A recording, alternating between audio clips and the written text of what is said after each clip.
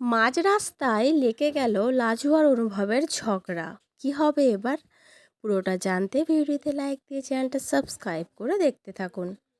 কোণে দেখা আলো সিরিয়ালের আগামী পর্বে আমরা দেখতে পাবো লাজু আর অনুভব রাস্তায় হাঁটতে থাকবে, মানে কোথাও একটা যাচ্ছে।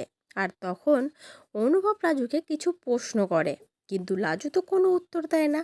কারণ লাজু তো রেগে আছে অনুভবের উপরে। রাগ নয়, অভিমান। কারণ লাজু তার নাম বলতে বারণ করেছিল, বনলতাকে যাতে দোষী প্রমাণ না হয় সেইটা বলেছিল। কিন্তু অনুভব তো লাজুর কথা রাখেনি, অনুভব যে চোর সেটা সবার সামনে বলে দিয়েছে। আর এতেই হয়েছে লাজুর খুব রাগ। লাজু কোনো উত্তর না দিলে অনুভব বলতে থাকে, আমি তোমাকে কিন্তু একটা প্রশ্ন করেছি লাজু, তুমি তার উত্তর দেওয়ার কোনো প্রয়োজন বোধ করছো না। বা বাবা, কি মনে হচ্ছে তোমার আমাকে?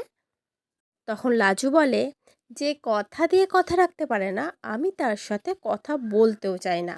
তার কোনো প্রশ্নের কোনো উত্তর আমি দেব না, আমার দেওয়ার কোনো ইচ্ছে নেই, বুঝেছো? আর লাজুর কথা শুনে তো অনুভব চমকে ওঠে। অনুভবের মনে পড়ে যায় লাজু কোন কথা রাখার কথা বলছিল, আর যেটা অনুভব রাখতে পারেনি। তাই অনুভব আর কিছু বলতে পারে না, চুপচাপ হয়ে যায়। চুপচাপ হয়ে অবাক দৃষ্টিতে, শূন্য দৃষ্টিতে লাজুর দিকে তাকিয়ে থাকে। অনুভবের চোখ এটাই বলছিল যে, লাজু, আমি তোমাকে চোর চোর প্রমাণ করতে অন্য কাউকে বাঁচাতে পারবো না। তোমাকে আমি সব বিপদ থেকে মুক্ত রাখবো, আগলে রাখবো লাজু। সেই জন্যই তোমার কথাটা আমি রাখতে পারিনি। কিন্তু লাজু কি অনুভবের চোখের ভাষা বুঝতে পারবে? কি মনে হচ্ছে তোমাদের? অবশ্যই কমেন্ট করে জানিও। পরবর্তী আপডেট নিয়ে তাড়াতাড়ি আসছি, সঙ্গে থেকো, সাথে থেকো, চ্যানেলটা সাবস্ক্রাইব করে দিও। ধন্যবাদ।